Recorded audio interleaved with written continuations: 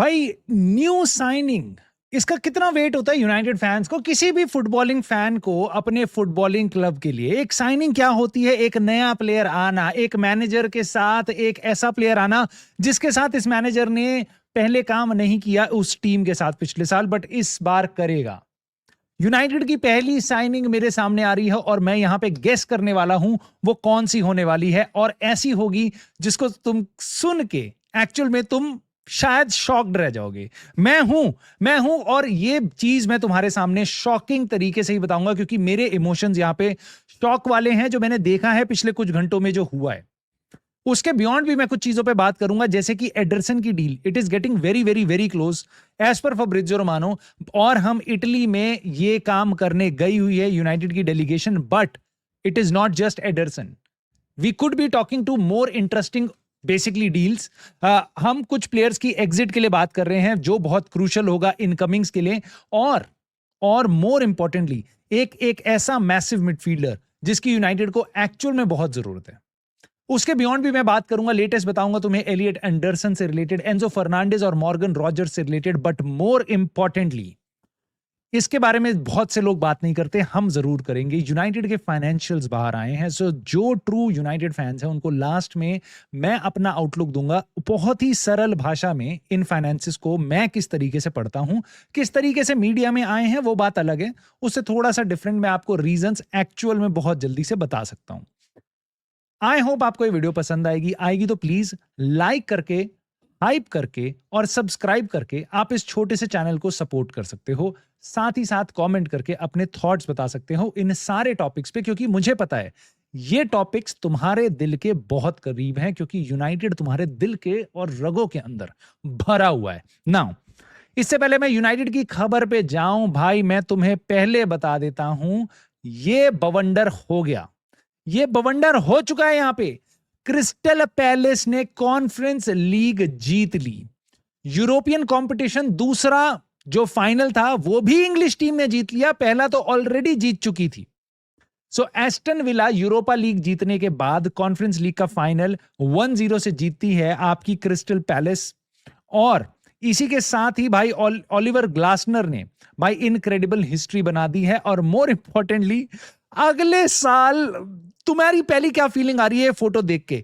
9 teams Europe में होंगी, England 9 teams, मतलब चैंपियंस लीग में 5, 3 जाएंगी यूरोपा लीग में। अब यूरोपा लीग में इसलिए क्योंकि 3 हो गई हैं, क्योंकि कॉन्फ्रेंस लीग विनर जाएगा यूरोपा लीग में और ब्राइटन खेल रहे कॉन्फ्रेंस लीग। सो मेरे जो इमीडिएट थॉट्स हैं मैं तुम्हें जल्दी से बता देता हूं। पहली चीज तो 9 टीमें जा रही हैं बट चेल्सी नहीं है। दूसरे थॉट मेरा ये, अगले साल भाई मेडिकल डिपार्टमेंट की हायरिंग होनी चाहिए सॉलिड, क्योंकि 9 टीमें ईपीएल की अगर खेल रही हैं यूरोप में, इंजरीज का महातांडव होगा और आपस में इन टीम्स के से बेसिकली बिजनेस करना बहुत मुश्किल हो जाएगा। सो अगले साल हैवी एडवांटेज मिलेगी आपकी उन टीम्स को जो यूरोप में नहीं है, क्योंकि 9 टीम्स यूरोप में बिजी होंगी। So Chelsea, Newcastle, Nottingham forest, मजा आने वाला है भाई, तुम लोगों को मजा आने वाला है। खैर इससे आगे बढ़ते हैं, और जाने से पहले यूनाइटेड की खबरों में एक भाई बात सल्यूट बनता है भाई ओलिवर ग्लासनर को। आपकी उसको फुटबॉल अच्छी लगे ना लगे, बट बंदे ने 2025 तक इस क्लब ने आज तक हिस्ट्री में 0 ट्रॉफीज देखी थी, 3 ट्रॉफी दिला दी, एफए कप, कम्युनिटी शील्ड और अब कॉन्फ्रेंस लीग, और इसके बाद वो जा रहा है टाटा बाय बाय करके। सो इनक्रेडिबल जॉब इसको कहते हैं। नाउ ये है मेरा बेसिकली मिस्ट्री साइनिंग यूनाइटेड के लिए, and this is the guy. I will tell you why. I know you are shocked and I am too. Marcus Rashford Michael Carrick का सबसे पहला साइनिंग हो सकता है नए सीजन के लिए। लेफ्ट विंगर हम देख रहे हैं, बाकी सारे ऑप्शंस पैसे वाले लग रहे हैं, हम उनके लिए नहीं जा रहे हैं। So who is gonna come back? Marcus Rashford, after telling us कि भाई उसको नया चैलेंज चाहिए, after going and playing for Aston Villa, after spending so much time in Barcelona, और after saying that I want to stay in Barcelona. पिछले 18 महीने में जितने लोगों ने, जितने क्लब्स ने मुझे सपोर्ट किया, उनई एमरी से लेके हांजी फ्लिक तक, टॉमस ट्यूकल से लेके इंग्लैंड की टीम तक, एस्टन विला से बार्सिलोना तक, यूनाइटेड ने नहीं किया, दैट इज टोटली ओके, भाई ने बोल दिया, अपनी बात बोल दी, बट ये बंदा वापस आ सकता है यूनाइटेड, और this is going to be the biggest blunder and the shock. मुझे पता है यहाँ पे बहुत से यूनाइटेड फैंस ऐसे भी होंगे जो रैशफोर्ड को पसंद करते हैं, उनको लगता है अनफेयर था उसका वापस जाना। बिल्कुल मैं मान सकता हूँ, आप सारे प्लेयर्स के साथ सबके अलग अलग कनेक्शन होते हैं, बहुतों का मार्कस रैशफोर्ड के साथ होगा, क्योंकि इसने हमें बहुत सारे अच्छे अपॉर्चुनिटीज दी हैं खुश होने के लिए, एज अ फैन मोमेंट्स दी हैं now, but this is going to be very toxic हमारे ड्रेसिंग रूम के लिए और माइकल कैरिक के लिए। पहली साइनिंग ये हो सकता है। ये बात मैं अचानक से क्यों कर रहा हूं, मैंने आज भांग नहीं पी है, मैं क्यों कर रहा हूं ये बात अचानक से, क्योंकि मैंने भाई ये देख लिया, मैंने ये देख लिया और मैं एक्चुअल में शॉक्ड हूं। ये कैसे हो सकता है? जब तुम मेरी वीडियो कल सुबह देख रहे थे ना, तब तक नामो निशान नहीं था इस डील का, कुछ भी नहीं हो रहा था भाई, मतलब कोई रूमर नहीं थे, कोई कुछ नहीं था। 24 घंटे के अंदर अंदर बायर्न म्यूनिक को हाईजैक करने की बात करी, बायर्न म्यूनिक की डील, बार्सिलोना कूदी, डेको पता नहीं कब इंग्लैंड आया और भाई ये डील डन हो चुकी है। Here we go, Anthony Gordon Newcastle से जा रहा है Barcelona, and this is going to be the biggest blow to Manchester United, at least how I see it right now, right now. Now क्यों मैं आपको ये बात बता रहा हूं, क्योंकि ये हमारे को ना बस एक एस्पेक्ट से खराब नहीं है, ये हमारे लिए बहुत बुरी चीज है। मैं आपको रीजंस देता हूं उसके, ठीक है। पहली चीज तो ये कि एंथनी गॉर्डन की जो डील है वो ऑलरेडी कर ली गई है, फब्रिज़ियो रोमानो ने बता दिया, सारे बड़े जर्नलिस्ट ने कंफर्म कर दिया, हियर वी गो, हो चुका है। इसकी प्लेन में फोटो आ गई है, बार्सिलोना की शर्ट पकड़ के घूम रहा है, हंस रहा है। So this is done, this is done. Now medical वगैरह हो रहा है, वो भी अभी भाई स्केड्यूल्ड है बहुत ही जल्दी। सो एंटनी गॉर्डन 70 मिलियन यूरोज, एक तो प्राइस देख के मेरा दिमाग खराब हो गया, बार्सिलोना ने इतने कम फी में कैसे नेगोशिएट कर लिया। एक इंग्लिश टीम का विंगर जो इंग्लिश टीम के स्टार्टिंग 11 में है, इंग्लैंड की नेशनल टीम में है, सो मतलब ये कैसे, और इसका कॉन्ट्रैक्ट भी अभी अच्छा खासा लंबा है भाई, ऐसा नहीं है कि ये फ्री एजेंट बनने वाला था 6 महीने बाद, 1 साल बाद। ये सब कुछ सही था। न्यूकासल को ऐसी क्या लोड थी भाई कि उन्होंने 70 मिलियन यूरोज, 70 मिलियन यूरो समझ रहे हो तुम, 60 मिलियन पाउंड, 60 मिलियन पाउंड में प्लेयर गया है, 60 मिलियन पाउंड में Anthony Gordon winger. Now this was really interesting. Of course player जाना चाहता था, बट न्यूकासल ने डील कैसे करी है मुझे समझ नहीं आता, but again credit to Barcelona. सबसे बड़ा चैलेंज उनके लिए होगा, क्या वो पैसे टाइम पे दे पाएंगे और क्या वो प्लेयर को रजिस्टर कर पाएंगे, वो बात की बात है, वो बात का ड्रामा है, वो बाद में देखेंगे। बट फिलहाल यूनाइटेड के लिए चीज अच्छी नहीं है। यूनाइटेड के नाक रगड़वा दी बार्सिलोना ने 26 मिलियन पाउंड देने के लिए, यहां पे वो 70 मिलियन यूरो का विंगर साइन कर रहे हैं। कितना फर्क है भाई, ये कोई 21 साल का लगता है, 21 साल का होगा, ये 25 साल का है, ठीक है। सो कोई बहुत ज्यादा एज का डिफरेंस नहीं है। मार्कस रैशफोर्ड उनके लिए पता नहीं कितने सारे गोल और असिस्ट मार चुका है पूरे सीजन। यूनाइटेड के लेकिन नाक रगड़वा रखी है उन्होंने। क्या वो दोनों प्लेयर साइन करेंगे? I highly doubt that, may be they can, but I highly doubt that भाई, आई हाईली डाउट दैट कि वो पहले 60 मिलियन पाउंड देंगे न्यूकासल को एंटनी गॉर्डन के, उसके बाद यूनाइटेड पे आके बोलेंगे 26 मिलियन पाउंड ले लो। Maybe they just want a loan, but in any case I do not think so जो यूनाइटेड का आज की डेट में स्टैंड है, ना ही हमें करना चाहिए और ना ही यूनाइटेड मेरे ख्याल से करेगी ये। हम बार्सिलोना के आगे घुटने नहीं टेकेंगे, जिसका इमीडिएट रिजल्ट यही होगा कि मार्कस रैशफोर्ड आपके वापस आएंगे मैनचेस्टर यूनाइटेड में, क्योंकि और कोई बहुत ही प्रोबेबल क्लब यहां पे दिखाई नहीं दे रहा जो मार्कस रैशफोर्ड के लिए 30 मिलियन यूरोज हमारे को पे अप करे, specially after Marcus Rashford saying very vocally कि मैं बार्सिलोना में ही रहना चाहता हूं, बार्सिलोना में ही रहना चाहता हूं। इस टाइम पे कोई टॉप क्लब नहीं आने वाला, इसकी डिमांड भी है चैंपियंस लीग, अच्छी खासी सैलरी, और ये सारी कहीं पूरी नहीं होगी। अनफॉर्चुनेटली उसको यूनाइटेड ही आना पड़ेगा, ऐसा दिखाई दे रहा है, अनलेस एंड अनटिल बार्सिलोना पे अप करे, जो मुझे चांसेस अब तो बहुत ही कम लग रहे हैं। सेम पोजीशन पे खेलते हैं भाई, मतलब तुम समझ रहे हो मैं बात क्यों बोल रहा हूं। सबसे बड़ा ब्लो तुम्हें पता है मेरे को क्या दिख रहा है? नॉट दैट कि मार्कस रैशफोर्ड वापस आएगा, ये जो पैसे का लॉस हुआ है ना, जो प्योर प्रॉफिट पैसा ला रहा था Marcus Rashford 30 million euros, this is going to impact our spending स्प्री।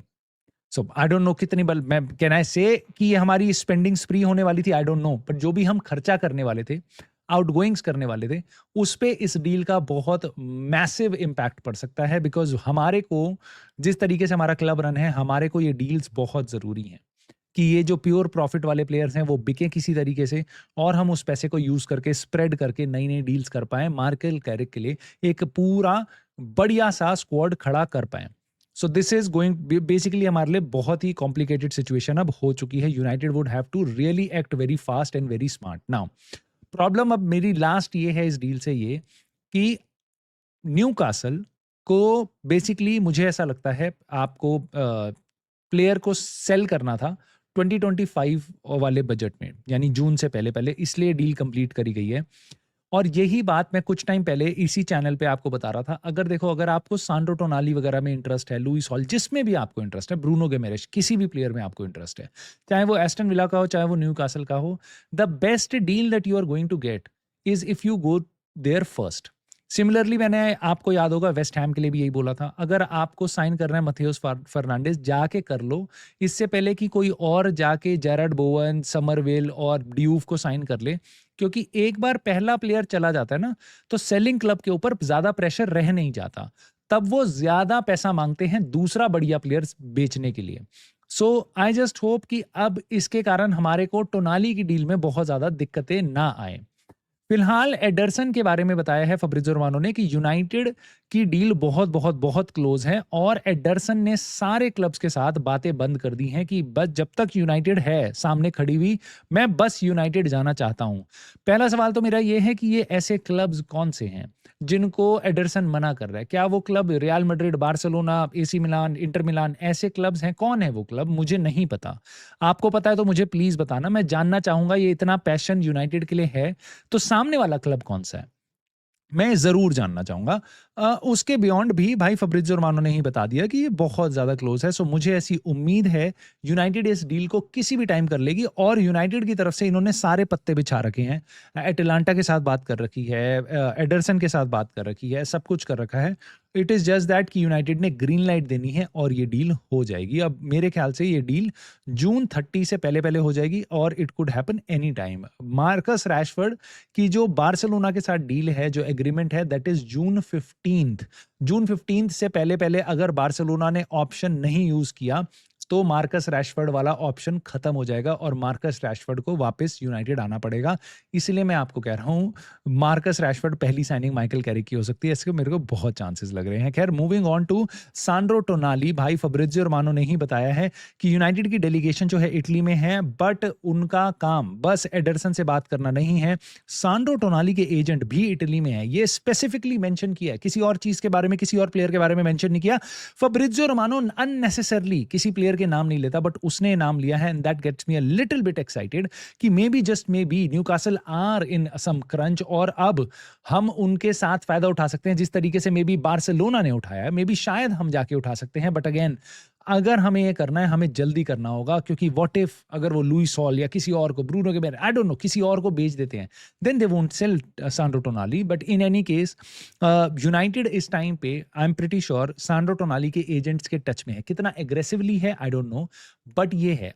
और मैं आपको फिर बता रहा हूं, I don't care about Elliot Anderson, I don't care about anything else, as long as you give me one very good quality midfielder जो हमारी team का लेवल ऊपर लेके जाए. और मेरी नजरों में कम से कम सांड्रो टोनाली वो प्लेयर है जो हमारे स्टार्टिंग 11 को बेटर करता है. So I would be really excited with this अगर यूनाइटेड ये डील जल्दी से क्लोज करती है तो. मोर इंपॉर्टेंटली यूनाइटेड वहां पे कुछ आउट गोइंग्स के लिए भी है, जैसा हमें पता है जोशुआ ज़र्क्ज़ी, उगार्ते, इन दोनों के लिए काफी इंटरेस्ट रहा है पास्ट में, और इस टाइम पे आपकी रास्मस होयलैंड की डील के भी कुछ फाइनलाइजेशन वगैरह हो सकती है. सो ये सारे कुछ रीजंस हो सकते हैं. उसके आगे बढ़ते हैं दोस्तों, एलियट एंडरसन के बारे में एक क्विक अपडेट दे देता हूं. फब्रिज़ो रोमानो ने बताया है कि मैनचेस्टर सिटी का ध्यान बिल्कुल भी नहीं हट रहा है एलियट एंडरसन से, और एलियट एंडरसन उनका मेन टारगेट है. मेरे को कहीं ना कहीं होप थी कि अगर मैनचेस्टर सिटी एंजो फर्नांडिस के लिए जाएगी तो शायद हमारे लिए रास्ता खुल जाए एलियट एंडरसन का, बट वो रास्ता बंद है भाई. हमारा कोई चांस नहीं बन पा रहा है इस टाइम पे एलियट एंडरसन के लिए, क्योंकि फब्रिज़ो रोमानो ने कंफर्म कर दिया है कि एंजो फर्नांडिस के साथ कोई कॉन्क्रीट टॉक्स आगे नहीं बढ़ रही हैं आपकी मैनचेस्टर सिटी की. सो मैनचेस्टर सिटी एंजो फर्नांडिस के साथ नहीं जा रही है. सिमिलरली बेन जेकब्स ने बता दिया कि चेल्सी एंजो फर्नांडिस को 120 मिलियन पाउंड पे भाई वैल्यू करती है. कौन सा क्लब है जो चेल्सी को इतना पैसा देगा? आई डू नॉट थिंक सो इनको ऐसा पैसा मिल सकता है. 100 मिलियन भी नहीं मिलने वाला इस टाइम पे. I think so, I could be wrong, but in any case भाई, ये कहीं नहीं जा रहा प्लेयर, मेरे को ऐसा लगता है चेल्सी को ये प्लेयर रखना पड़ेगा अपने पास। Talking about overpay, I think this is overpay, but you can always argue, जब ये बेंफिका से आया था उससे बेटर प्लेयर है, उससे ज्यादा एक्सपीरियंस है, उससे ज्यादा मैच्योर है, उससे ज्यादा इसको चेल्सी के साथ खेलते हुए और टाइम हो गया, ईपीएल प्रूवन है, और वहां से ये 105 110 मिलियन का आया था। So maybe Chelsea are not so wrong, but I do not think so market इस टाइम पे 120 मिलियन एंजो फर्नांडिस के लिए निकलवा पाएंगे ये। बट इन एनी केस भाई, अगर ये इतना पैसा लगा रहे हैं वैल्यूएशन पे एंजो फर्नांडिस की, I do not think so it is good situation for us, क्योंकि नॉटिंघम फॉरेस्ट इस डील में आगे बिल्कुल भी नहीं बढ़ेगी। I am sorry, Manchester city इस डील में आगे बिल्कुल भी नहीं बढ़ेगी। लास्टली दोस्तों, मैं आपको 2 खबरें देता हूं लास्ट में। आर्सेनल एक बहुत सीरियस कंटेंडर है मॉर्गन रॉजर्स के लिए। Before we go into the finances वाली बहुत इंटरेस्टिंग चीज, एस्टन विला ने रॉजर्स को 80+ मिलियन पे किया हुआ है। यूनाइटेड के साथ भी ये लिंक था, बट बेन जेकब्स ने बता दिया आर्सेनल भी एक बहुत स्ट्रॉन्ग कंटेंडर है। सो लेट अस सी आगे क्या होता है। I want Arsenal to win this race. हर रेस हमें नहीं जीतनी है, ये वाली रेस में हारने में भी मेरे को ज्यादा दुख नहीं होगा। मोर इंपॉर्टेंटली दोस्तों, और this is where you as a United fan आपको बिल्कुल चीजें समझनी चाहिए। ये हैं हमारे फाइनेंसेस जो आप देख रहे हो। लेफ्ट साइड पे जो पहले 3 कॉलम्स हैं जिनमें कुछ फिगर्स भरी हुई हैं, मे बी शायद आपको ध्यान से नहीं दिखाई दे रहा होगा, दैट्स टोटली ओके। बट वो जो फिगर्स भरी हुई हैं वो ज़्यादा इंपॉर्टेंट नहीं है, वो 3 महीने की हैं पिछले, मतलब जनवरी फरवरी मार्च, उसमें क्या हुआ। बट उससे राइट साइड में जो है, जो 3 जो कॉलम्स हैं वहाँ पे, वो दिखाते हैं आपको जुलाई 1 2025 से लेके मार्च 31 2026 तक 9 महीने इस साल हमारे फाइनेंसेस कैसे रहे हैं, और उनको कंपेयर किया गया है 2025 से, यानी कि पिछले साल से। ईयर ऑन ईयर कंपैरिजन करते हैं फाइनेंसेस का। तो मैं आपको जल्दी से बताता हूं सबसे बड़ी चीजें क्या हैं। यूनाइटेड ने पिछले साल लॉस किया था, बट इस साल प्रॉफिट किया है। इसको देख के मैंने देख लिया यूनाइटेड कितना बढ़िया क्लब है, किस तरीके से हम रन करे जा रहे हैं। इसके बारे में मैंने बहुत सारी पॉजिटिव प्रेस देख ली है, लेकिन बहुत ही कम टाइम लगता है अगर आपको फाइनेंसेस के बारे में पता हो, क्लब किस तरीके से, क्लब की नॉलेज हो, क्लब किस तरीके से रन हो रहा है। अगर आप डेली बेसिस पे यूनाइटेड की खबरें देखते हो, समझते हो, इस चैनल के साथ जुड़े हो, तो आपको समझ आएगा शायद कि चीजें उतनी रोजी नहीं है जिस तरीके से प्रोजेक्ट करी गई हैं। और मैं आपको उसका बहुत वैलिड रीजन दे सकता हूं। यहाँ पे मैंने 2 चीजें यहाँ पे हाईलाइट करी हैं, दिखाया है यूनाइटेड का सबसे ज्यादा प्रॉफिट कहां पे हुआ है। सबसे ज्यादा प्रॉफिट हमारा एक जगह हुआ है, that is the broadcasting revenue. Last year हमारे को मिले थे 134 मिलियन, इस बार हमारे को मिले हैं 157 मिलियन, यानी कि 17% का जम है। हमें 20-25 मिलियन का वहां पे इजाफा हुआ है। मैं इन फिगर्स को थोड़ा सा बड़ा कर देता हूं आपके लिए। सो इनके बारे में मैं बात कर रहा हूं। और जो 157 वाली फिगर है वो हमारी इसलिए बड़ी है क्योंकि लास्ट ईयर पहले 9 महीनों में हमने गेम्स काफी सारे हारे थे। उसमें रूबेन एमरिम के पहले 2 महीने थे, 3 महीने का टाइम था। उससे पहले एरिक टेन हाग, और उसके बीच में जो भी हमारे इंटरिम थे उनका, Ruud van Nistelrooy. So basically last year English Premier League में हमारी हालत बहुत खस्ता थी, तो हमारी पोजीशन पीछे ही जाती जा रही थी, जिसके कारण जो मैच का जो पैसा मिलता है, ब्रॉडकास्टिंग रेवेन्यू, वो हमारे को काफी कम मिला था लास्ट ईयर। इस साल ये फिगर ज्यादा है। I would not be very surprised अगर अगले साल ये इसके बराबर हो या इससे कम ही हो। मैं इससे ऊपर एक्सपेक्ट नहीं करूंगा। मे बी शायद इससे ऊपर भी हो, मे बी शायद इससे ऊपर भी हो, अगर माइकल कैरिक की ऐसी फॉर्म कंटिन्यू रही तो। बट इसका कोई लेना देना इस चीज से नहीं है कि कितने बढ़िया तरीके से हम क्लब को रन कर रहे हैं ऑपरेशनली, राइट, कि हम कुछ भी ऐसा कर रहे हैं। ब्रॉडकास्टिंग जो मेन पैसा यहाँ पे बढ़ा है, वो आप मैच जो जीत रहे हो ज्यादा लास्ट ईयर के कंपैरिजन में, उसके कारण बढ़ा है। और मोटा पैसा उसके अलावा हमारा कहाँ प्रॉफिट हमारे को हुआ है, that is the adjusted EBITDA. So EBITDA, जो भी आपको बोलना है, basically earning before income tax deduction etcetera, something like that. So मोटी बात है 30% का वहाँ इजाफा हुआ है, ऑलमोस्ट 40 मिलियन का वहाँ पे इजाफा हुआ है। हमारे को फायदा हुआ है लास्ट ईयर के कंपैरिजन में। लास्ट ईयर 145 मिलियन का हमारे को प्रॉफिट था 9 महीने में, इस बार 187 मिलियन का प्रॉफिट है आफ्टर एडजस्टेड EBITDA। नाउ इसका मेन रीजन है, मैं आपको बता देता हूं। लास्ट ईयर हम यूरोप में खेल रहे थे। लास्ट ईयर हम यूरोप में अगर खेल रहे थे तो हमारे प्लेयर की सैलरी ज्यादा थी। लास्ट ईयर हम पे बड़ा स्क्वाड था, इस साल हम पे फर्स्ट टीम के प्लेयर्स कम है। इस साल हमारी जो सैलरी है वो कम गई है। यस, इसमें काफ़ी इंपॉर्टेंट प्लेयर पार्ट ये भी है कि हमने जो लोगों को फायर किया था, लोगों को हटाया, नौकरियों से हटाया, चाहे वो हमारे स्काउट हों, चाहे जो भी फील्ड स्टाफ हो, जो भी हो, उन सबको किया, तो उसका भी फ़ायदा है। बट सबसे major impact, one of the most important aspects is कि इस साल हमने सैलरीज़ कम दी हैं क्योंकि हम यूरोप में नहीं थे। सो दोनों की दोनों ऐसी चीज़ें हैं जो मेरे को नहीं लगता हम बहुत सब्सटैंशियली ग्रो कर पाएँगे नेक्स्ट ईयर। यस, इस बार हमारे को दिख रहा है कि हम पिछले साल लॉस में थे, इस बार हम प्रॉफिट में हैं, बट ये प्रॉफिट मेरे को नहीं लगता ये बहुत ज़्यादा सस्टेनेबल है। अगर आपको मेरी बात ठीक ना लगे, आपको कुछ भी नहीं करना, आपने एंड ऑफ मई 2027 का वेट करना है। मैं नेक्स्ट ईयर सेम कंपैरिजन आपके सामने रख सकता हूँ। मेरी एंटिसिपेशन ये है कि यस, यूनाइटेड का मैच डे रेवेन्यू अगले साल बढ़ेगा क्योंकि हम ज़्यादा मैचेस खेल रहे होंगे। इसी साल हमारा कम था, वहाँ पे हमारा लॉस हुआ है पिछले साल के कंपैरिजन में क्योंकि हमने कम गेम खेले हैं। लेकिन यूरोपियन कंपटीशन में जाके हमारी सैलरी बढ़ेगी, हमारा स्क्वाड इस बार बड़ा होगा, तो हम सैलरी वगैरह देंगे, तो जो हमारा प्रॉफिट नीचे बॉटम लाइन दिख रही है उसमें थोड़ा-सा कमी आएगी, ऐसा मुझे लगता है। बाकी देखते हैं क्या होता है। तो मैंने आपके सामने इस चीज़ को सामने खोल के रख दिया है। आप अपनी राय ज़रूर बता सकते हो, आपको कैसी लगी ये आज की खबर? सारी की सारी एंटनी गॉर्डन से लेके मार्कस रैशफोर्ड तक, सान्द्रो टोनाली से लेके हमारे फाइनेंसिस तक, कमेंट करके ज़रूर बताना, लाइक, सब्सक्राइब करके, हाइप करके सपोर्ट कर देना, and I will see you soon in the very next video.